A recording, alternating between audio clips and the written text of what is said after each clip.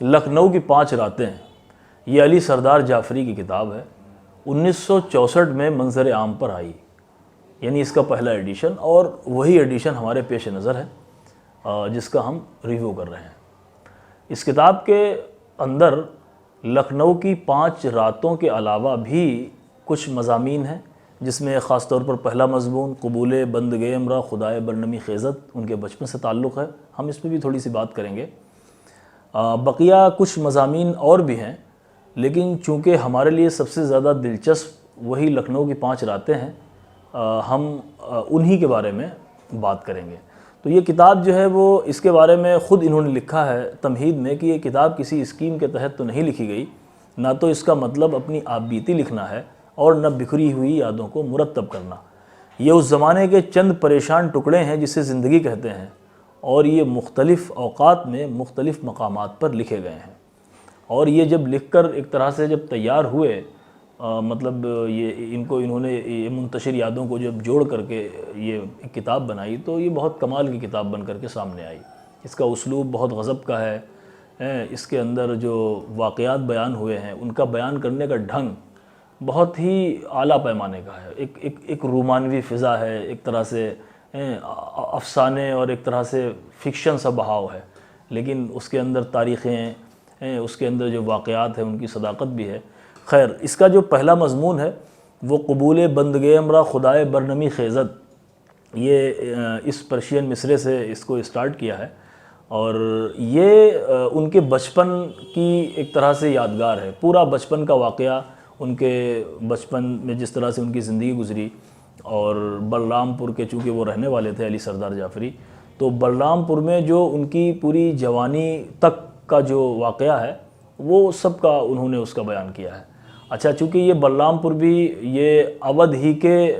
زیر اثر ایک جگہ تھی، تو یہاں پر بھی جو جاگیردارانہ طبقے کا ایک اثر تھا، فیوڈل سسٹم تھا، تو اس کو بھی ان کے گھر میں بھی، ان کی حویلی میں بھی کچھ اسی طرح کے واقعات ہوتے تھے، تو انہوں نے بھی مطلب اس کو بیان کیا ہے۔ اچھا، اس حصے کو پڑھ کر کے یا اس حصے پر بات کر کے ہمارے لیے یہ سمجھنا آسان ہو جاتا ہے کہ ایک لڑکا جو ایک فیوڈل یا ایک جاگیردارانہ گھرانے کا لڑکا تھا، ایک حویلی کا لڑکا تھا، ٹھیک ہے، اور ایک مذہبی گھرانے کا لڑکا تھا جو مرثیے پڑھتا تھا، مجلسیں پڑھتا تھا، تقریریں کرتا تھا، وہ لڑکا کس طرح سے پروگریسو مومنٹ یعنی ترقی پسند تحریک کا ایک سب سے بڑا علم بردار بنا۔ سردار جعفری کے بارے میں ہم سب جانتے ہیں کہ بہت سے لوگ جب ترقی پسند تحریک مطلب 1936 میں اس کا منظر عام پر آئی، اس کے اجلاس شروع ہوئے، تو بہت سے ادیب اس میں شامل ہوئے۔ شامل ہونے کے بعد وقت کے ساتھ ساتھ لوگوں نے کچھ نے راستے بدل دیے، کچھ جدیدیت کی طرف نکل گئے، کچھ حلقے ارباب ذوق کی طرف چلے گئے،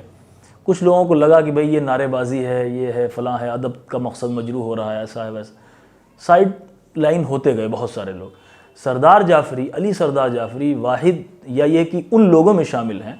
جنہوں نے روز اول سے جو اپنا ترقی پسندانہ جو راستہ پکڑا تھا، یعنی اس بلرام پور کی حویلیوں سے نکل کر کے اور اس جاگیردارانہ ماحول سے نکل کر کے، یا یہ کہ اس مذہبی گھرانے سے نکل کر کے، علی سردار جعفری جو اس طرف آئے، علی گڑھ اور علی گڑھ کے بعد پھر نیا ادب کا جو ان کا جو پرچہ ہے، اس طرف آئے، پھر کبھی بھی انہوں نے پیچھے مڑ کر کے نہیں دیکھا۔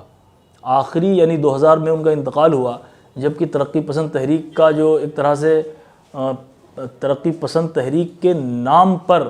باقاعدہ تحریک تو نہیں چل رہی تھی، لیکن علی سردار جعفری ہمیشہ ترقی پسند نقاد رہے، ترقی پسند تخلیق کار رہے، اور اس کا بہت تعاون کیا ہر طرح سے۔ تو یہ پورا باب بہت ہی غضب کا ہے، اس کے اندر ان کی پوری وہی سب پریشانیاں بیان کی گئی ہیں کہ وہ جب یہ سب ہوتا تھا جاگیردارانہ ماحول میں، تو وہ کس طرح سے اس کو سوچتے تھے۔ ایک جگہ ایک قصہ ہے، بیان کرتے ہیں کہ ایک بار ایک ہرواہی ہمارے گھر میں اناج صاف کرنے آئی تھی، وہ چاول صاف کرتی جاتی تھی اور ایک مٹھی کچے چاول اپنے منہ میں ڈال لیتی تھی۔ یکایک میرے بہنوئی کی نظر پڑ گئی، انہوں نے ڈانٹ کر پوچھا کہ منہ میں کیا ہے؟ ہرواہی گھبرا کر جلدی جلدی کچے چاول چبانے لگی۔ میرے بہنوئی نے لپک کر اس کے منہ پر ایک گھونسا مارا۔ ہرواہی نے خون کی ایک کلی کے ساتھ کچے چاول تھوک دیے۔ وہ غریب کئی دن کی بھوکی تھی۔ تو انہوں نے اس باب کے اندر جو ہرواہا یا جو ہرواہیں جو ہوتی تھیں، جو جاگیرداروں کے تحت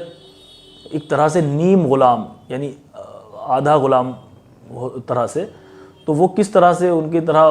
غریبی اور افلاس میں اس کی زندگی گزرتی تھی، اس سے اس جیسے نوجوان شخص پر کیا اثر پڑتا تھا۔ تو پھر کس طرح کی کتابیں انہوں نے پڑھیں، تلاش حق ہے یا اور کچھ کتابیں جو انہوں نے پہلے پڑھیں، تو ان کی پریشانیاں اور بڑھنے لگیں۔ پھر دھیرے دھیرے یہ علی گڑھ جاتے ہیں۔ علی گڑھ میں پھر وہاں پر اسرار الحق مجاز، ٹھیک ہے، علی سردار کیا نام ان کا،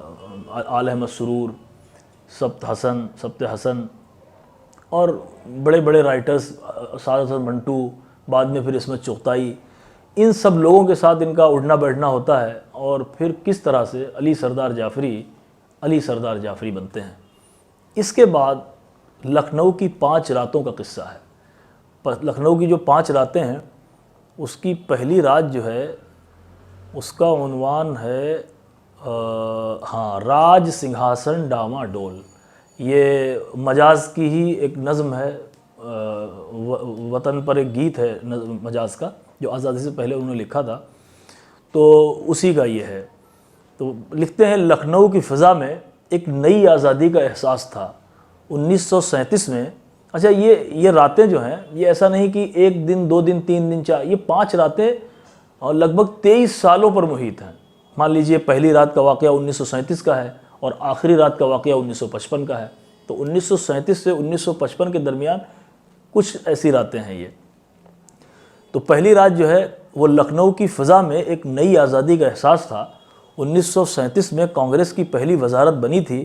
کھدر کے کپڑوں کی وقعت بڑھ گئی تھی، ہم لوگوں نے اپنے سروں کی گاندھی ٹوپی کو اور زیادہ ترچھا کر لیا تھا۔ تو یہ اس طرح سے اس رات کی شروعات ہے، اور اس رات میں کس طرح سے ان نوجوانوں کے مطلب جو انقلابی جو جذبے ہیں، جس میں سجاد ظہیر سے بھی ملاقات ہو جا رہی ہے، ڈاکٹر اشرف ہیں، ڈاکٹر احمد ہیں، وغیرہ وغیرہ، اس طرح سے، اور ترقی پسند تحریک کو منظر عام پر ہندوستان میں متعارف ہوئے 2 سال ہو چکے ہیں، ڈاکٹر ملک راج آنند وغیرہ سے بھی ملاقاتیں ان کی ہیں، ٹھیک ہے۔ تو جذبی بھی لکھنؤ آئے ہیں، جوش ملیح آبادی بھی آ گئے ہیں، اور جو جوش ملیح آبادی کا رسالہ جو کلیم ہے، وہ اب نئے ادب میں ضم ہو گیا ہے۔ نیا ادب یعنی جو ترقی پسندوں کا ایک نقیب ادارہ رسالہ تھا، وہ نکلنے لگا ہے، اس کے اندر یہ سب ذکر ہے۔ پھر چونکہ جو ایک رات ہے، یہ اس رات کا خاص قصہ یہ ہے کیونکہ ان کے اندر ایک آزادی کی ایک بہت زیادہ بھوک ہے، تو اب یہ ہر چیز کو اسی طرح سے دیکھتے ہیں، شک کی نگاہ سے دیکھتے ہیں۔ تو ایک دن یہ سب لوگ آپس میں بیٹھے ہوئے گفتگو کر رہے ہوتے ہیں کہ یہ انگریز لوگ جو ہیں وہ اپنے کتوں کا نام ٹیپو کیوں رکھتے ہیں۔ اچھا، یہ سب نوجوان ہیں اور ان کے اندر وہی انقلابی جذبہ ہے بہت زیادہ۔ تو ایسے ہی باتیں ہوتے ہوتے مجاز کہتے ہیں کہ بھائی اگر وہ ٹیپو رکھتے ہیں تو آپ نیلسن رکھ لیں۔ پتہ چلا اگلے دن جو ہے وہ سبت حسن ایک کتا کا پلہ لے آئے اور اس کا یہ اس طرح سے نام رکھ لیا۔ پھر جب کچھ دنوں کے بعد، یعنی جب وہ رات آتی ہے، لکھنؤ کی یہ پہلی رات، اس کے تحت ویسے واقعات تو بہت ہیں، لیکن یہ والا واقعہ جو ہے کہ وہ سنیما ہال میں جب وہ تصویر دیکھنے کے لیے جا رہے ہیں سب تینوں، تو 4 ٹکٹ لیتے ہیں اور کہتے ہیں کہ بھائی ہمارا کتا بھی یہاں پر، اس کا بھی ہم نے ٹکٹ لیا ہے، اور یہ ہمارا دوست ہے اور اس کا نام فلاں فلاں ہے، اور یہ بھی دیکھنے کے لیے یہاں جائے گا۔ تو پھر اس طرح سے سنیما ہال کے باہر کچھ آواز اس طرح کی لگاتے ہیں کہ ایک شخص اسی نام سے ہوتا ہے، تو آپس میں ایک انگریز اور یہ سب بھڑ جاتے ہیں، آپس میں لڑائیاں ہونے لگتی ہیں۔ تو یہ پھر اس کے بعد مجاز اپنا گیت جو ہے وہ چٹکی بجا بجا کے یہی والا کہ بول لیو دھرتی بول، راج سنگھاسن ڈاما ڈول، اس رات کی جہاں سے آغاز کیا تھا، تو اس طرح سے ایک پہلی رات کا یہ اختتام ہوتا ہے۔ پھر دوسری رات شروع ہوتی ہے۔ لکھنؤ کی 5 راتوں میں سے دوسری رات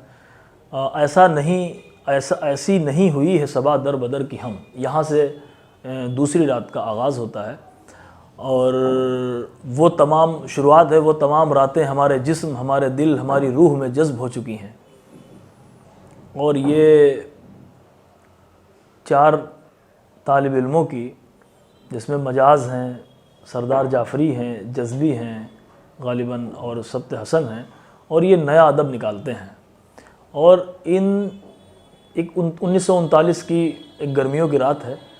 اور ان چاروں کے در بدر بھٹکنے، غربت و افلاس میں پریشان ہونے، اور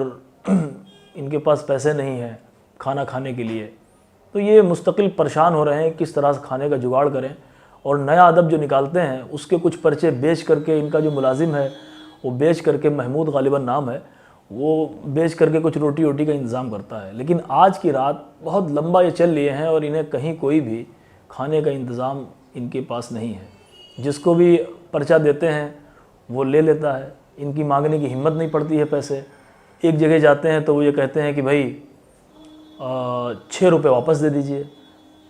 تو اب ان کے پاس جو ہے 10 کا نوٹ وہ انہیں دیتے ہیں تو ان کے پاس 6 روپے واپس کرنے کی بھی نہیں ہوتے ہیں۔ پھر اس کے بعد جو ہے وہ 5 دیتے ہیں، کہتے ہیں 1 روپے واپس کر دیجئے،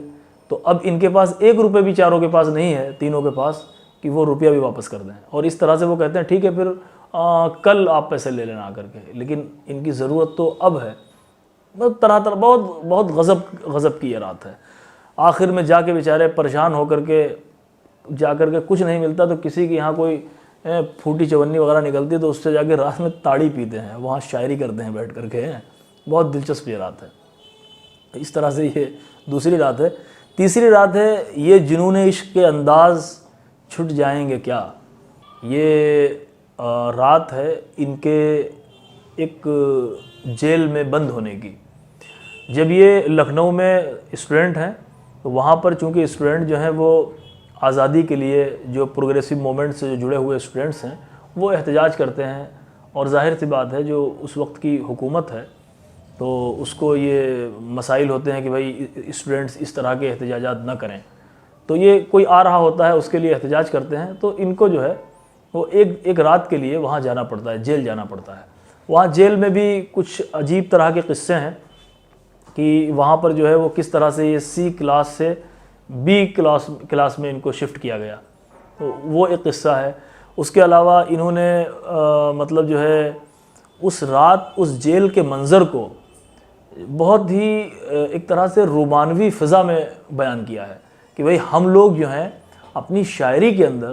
جب جیل کا تصور اور زنجیروں کا تصور، قید و بند اور صعوبتوں کا مطلب جو ہے وہ تصور جب ہم پیش کرتے ہیں، یا ان ترکیبوں کو ہماری شاعری کے اندر جب پیش کیا جاتا ہے تو وہ ہمارا تجربہ کیسا ہوتا ہے، اور آج ہم جیل کے اندر ہیں تو وہ ہمارا تجربہ کیسا ہے۔ تو یہ بہت ہی یعنی ایک حرکت و عمل، ٹھیک ہے، کرنے اور کہنے میں کتنا فرق ہے، اس چیز کو انہوں نے بہت باریکی سے اور بہت رومانوی فضا میں بیان کیا ہے۔ تو یہ اس طرح سے تیسری رات، پھر خیر مجاز وغیرہ آتے ہیں، پھر اگلے دن یہ چھوٹ کے جاتے ہیں، خیر یہ 3 راتیں اس طرح سے کمپلیٹ ہو جاتی ہیں۔ لکھنؤ کی چوتھی رات،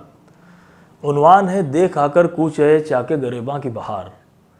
پہلی 2 لائنیں ہیں، وہ رات بڑی طوفانی تھی، دسمبر 1941 کا مہینہ تھا اور سرد ہوا کا جھکڑ چل رہا تھا۔ قندھاری لین میں ہمارے گھر کے سامنے کھڑا ہوا املی کا پرانا درخت کسی عظیم اور قداور دیو کی طرح جھوم رہا تھا۔ اس کی شاخیں ایک دوسرے سے ٹکراتی تھیں اور سائیں سائیں کی مسلسل آوازوں کے ساتھ بے شمار چھوٹی چھوٹی پتیاں برسنے لگتی تھیں، اور یہ عبارت کا تسلسل اسی طرح سے چلتا رہتا ہے۔ پھر آگے ہے رات اپنے شباب پر تھی اور ہمارے دلوں میں ایک احساس فتح مندی کا۔ ہم آل انڈیا ریڈیو سے نووارث شعراء کا مشاعرہ پڑھ کر واپس آ رہے تھے۔ اب یہ جو مشاعرہ پڑھ کے جو واپس آنے والے لوگ ہیں یہ سب ترقی پسند شعراء ہیں۔ اس کے ضمن میں انہوں نے ان شعراء کا نہ صرف نام ذکر کیا ہے بلکہ ترقی پسند کے جو اغراض و مقاصد ہیں ان کا بیان کیا ہے، ترقی پسند تحریک کے بارے میں بہت سی باتیں کی ہیں، اور ان شعراء کے بڑے عمدہ خاکے کھینچے ہیں اور پھر ان کا کلام بھی ذکر کیا ہے۔ مثلا فیض ہیں، مجاز ہیں، جانثار اختر ہیں، یہ سب لوگ اس میں شامل ہیں، اور جذبی ہیں، مخدوم محی الدین ہے۔ دیکھیے مخدوم محی الدین کے بارے میں لکھتے ہیں اور یہ مخدوم محی الدین ہے، حیدرآباد کا انقلابی سنگ اسود سے تراشا ہوا آبنوسی چہرہ، بلند پیشانی، شگفتہ آنکھیں، مسکراہٹ میں گرم جوشی اور باتوں میں بے انتہا یقین اور اعتماد، ترنم بے پناہ ہے جس میں صرف نشاط ہی نشاط ہے، انقلاب اور رومان کے دوراہے پر کھڑا ہوا انتظار کر رہا ہے، کہنا مشکل ہے کہ یہ دکن کسی سانولی سلونی محبوبہ کا انتظار کر رہا ہے یا ہندوستان کی آزادی کا۔ اس طرح سے بہت جانثار اختر کا خاکہ بہت غضب کا ہے، کچھ لائنیں سردار جعفری نے اپنے بارے میں کچھ لائنیں، اس طرح سے یہ مطلب جو ہے بہت ہی شاعرانہ قسم کی یہ رات ہے۔ اور اس طرح سے کچھ احباب کھاتے پیتے ایک دوسرے پہ گرتے پڑتے ہیں اور پوری رات گزارتے ہیں۔ اب یہ آخری رات ہے، یعنی 5ویں رات، اور یہ اس لیے تھوڑا سا اس کا عنوان ہے ہم پر ہے ختم شام غریبان لکھنؤ۔ یہ مجاز کے قبر پر جو کتبہ ہے اس پر لکھا ہے، یہ وہیں سے مصرع، اسی کا مصرع ہے۔ تو یہ پوری رات مجاز کے سلسلے میں ہے۔ یہ 1955 کی رات ہے، اور یہ تب تک تو خیر یہ لکھنؤ اور اس سے پھر ممبئی نکل گئے ہیں، اور غربت و افلاس و ان تمام چیزوں سے گزر کر کے علی سردار جعفری تو بہت آگے پہنچ گئے۔ مجاز نے بھی کئی سفر طے کر لیے، علی گڑھ سے نکل کر کے، لکھنؤ نیا ادب سے نکل کر کے، آل انڈیا ریڈیو کے قیام کے وقت یہاں پر آ کر کے آوازیں نکال کر کے، پطرس بخاری سے لڑ جھگڑ کر کے، حفیظ جالندھری سے لڑ جھگڑ کر کے، وہ تمام قضیے پورے کر کے اب بیچارے یہ جو ہیں کیا نام ہمارے جو مجاز ہیں، اب یہ بھی لکھنؤ میں ہیں اور بڑی کشمکش کی زندگی یہ گزار رہے ہیں۔ انہوں نے اس رات کا ذکر کیا ہے جس رات جو ہے کچھ احباب جو ہیں مجاز کو لے گئے اور ایک شراب خانے پر، اور انہوں نے وہاں رات میں پی، کچھ لوگ چلے گئے اور وہ وہیں پر سوتے رہے یا یہ کہ گر پڑے، اور پھر وہاں جو ہے ان کا انتقال ہو گیا۔ صبح خبر ملی کہ بھائی جب وہ ہاسپٹل پہنچے تو پھر ان میں کچھ بچا نہیں تھا۔ تو اس طرح سے یہ آخری رات ہے۔ اس سے پہلے مجاز کے ساتھ بیتے ہوئے اور مجاز کے ساتھ جو اہم باتیں ہیں وہ انہوں نے اس کے اندر بیان کی ہیں۔ مجاز کی نظمیں، مجاز کا جو جذبہ ہے، ٹھیک ہے، اس کی پوری شکل و شباہت، اس کی جو رومانوی یا کہ نیم رومانی نیم احتجاجی جو اس کی خاص طور پر جو اس کی نظمیں ہیں اس کے بارے میں بیان کیا۔ اور یہ رات جو ہے وہ کافی لمبی رات ہے، اور یہ رات ختم ہے کہ مسلم یونیورسٹی علی گڑھ نے اپنے پرانے طالب علم، شاعر طالب علم کو آخری اور سب سے بڑا خراج عقیدت اس طرح پیش کیا کہ اس کی طالب علمی کے زمانے کی ایک نظم کو یونیورسٹی کا سرکاری ترانہ بنا لیا۔ مجاز کی قبر پر اس کا اپنا ایک شعر لکھا ہے، اب اس کے بعد صبح ہے اور صبح نو مجاز، ہم پر ہے ختم شام غریبان لکھنؤ۔ اور اسی سے انہوں نے اس رات کی شروعات کی تھی۔ یہ رات پڑھنے سے تعلق رکھتی ہے، مطلب چونکہ مجاز کی زندگی جو ہے وہ ویسے بھی ایک الگ طرح کی ٹریجڈی ہے، ہمیں اس سے ایک ہمدردی پیدا ہو جاتی ہے اور عجیب طرح کی ذہن میں سوالات آتے ہیں۔ مجاز پہ بہت کچھ لکھا گیا، اس کے اوپر فلم بنی، بلکہ سردار جعفری نے ہی جو کہکشاں نام کی ایک سیریز بنائی تھی اس میں سردار جعفری پہ بھی فلم بنائی، ان پہ مجاز پہ بھی فلم بنائی۔ تو مجاز کا جو ذکر ہے وہ بہت ہی ایک طرح سے غمگین کر دیتا ہے۔ تو یہ والی رات بھی بڑا غمگین قسم کی رات ہے۔ تو یہ اس طرح سے 5 راتوں کا ذکر تو ہم نے ٹوٹی پھوٹی طرح سے یہ کر دیا ہے، لیکن چونکہ کتاب کا نام ہے جو میرے سامنے ہے لکھنؤ کی 5 راتیں اور دوسری یادیں، تو دوسری یادیں بھی اس میں کچھ ہیں، اب ان کا میں کیا بتاؤں ان کے بارے میں۔ چہرہ و مانجھی ایک مضمون ہے اس میں، آگے خال محبوب اور ابن عالم ہے، گلینہ ہے، ذوق تعمیر ہے، گردش پیمانے رنگ ہے، اس میں 3-4 مضامین اور بھی ہیں، لیکن ہمارا مقصد جو تھا وہ آپ کے سامنے جو یہ لکھنؤ کی 5 راتیں جو کتاب ہے تو انہی 5 راتوں کا ذکر کرنا میں ضروری سمجھ رہا تھا۔ وہ پہلے والے پہ تفصیل اس لیے بیان کر دی کیونکہ علی سردار جعفری کس طرح سے علی سردار جعفری بنے، ایک انقلابی اور ترقی پسند شاعر۔ اچھا، یہ کتاب جو ہے وہ مطلب کئی ایڈیشن اس کے آئے اور اب یہ ہندی میں بھی دستیاب ہے، اور ہندی میں بھی یہ کتاب چھپی ہے، پڑھیے آپ اس کو لے کر کے۔